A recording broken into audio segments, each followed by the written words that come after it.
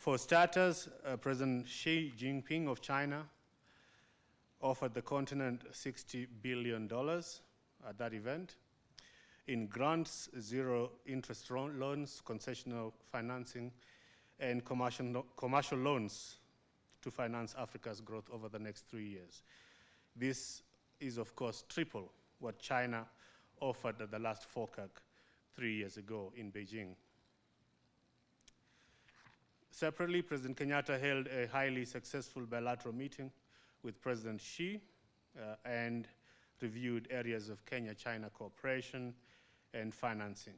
So let me zero in on a number of them. Standard Gauge Railway is, of course, one of the flagship projects under China-Kenya cooperation. And we expect this line, the first phase of this line from Nairobi to Mombasa, to be complete by June 2017.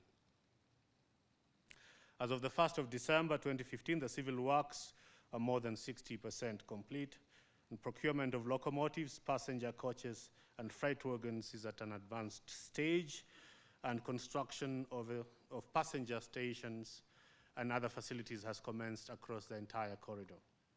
We are on course, and the President is pleased with the progress so far. However, the President is concerned that the construction company has not met its local content obligations, and he made that clear that they must work to the target of 40% of local content. Kenya Railways and the China Communications Construction Company, as you will recall, signed an MOU in November this year for a joint feasibility study and for preliminary designs for phase 2 of the SGR, which covers the 489-kilometer Nairobi-Malaba line. The phase starts with the extension of the SGR from Nairobi to Naivasha, where China will finance the building of an additional industrial park. On the margins of FOCAC, Kenya and China signed a financing package for the extension. China Exim Bank will provide a $1.5 billion loan, or 85% of the financing, while Kenya will provide the balance. The expansion and modernization of the inland container depot in Embakasi, Nairobi, is expected to be negotiated and funded separately under the same program. The National Treasury and China Exim Bank will soon finalize compliance before disbursement and the start of construction. On the SGR, also to note that some 25,000 Kenyan workers and engineers are hired on the project. We expect this to reach a maximum of 30,000 workers and engineers at some point late next year. We also note that 15,000 local skilled workers and 400 engineers are being mentored in that project. Also, at the meeting between President Xi and President Kenyatta, a number of other agreements were reached, and I'll just mention 2 of them.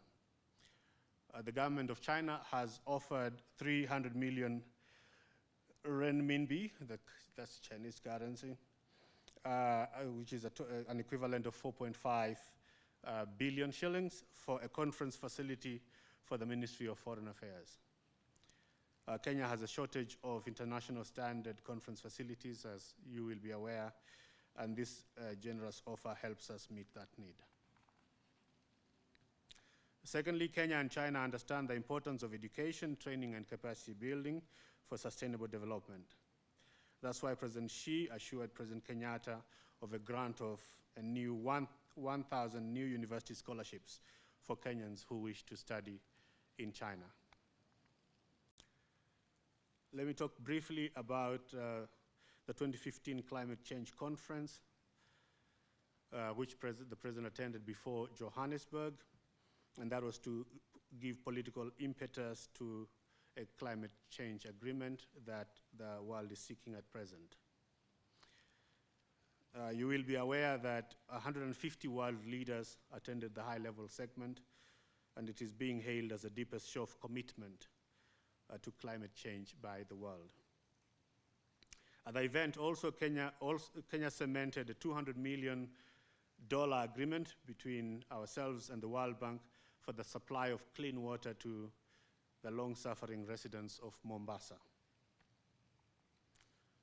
The President also discussed and encouraged other world leaders, including President Obama, President Hollande, Prime Minister Cameroon, UN Secretary General Ban Ki-moon, and his colleagues from the continent on the need to get this agreement going.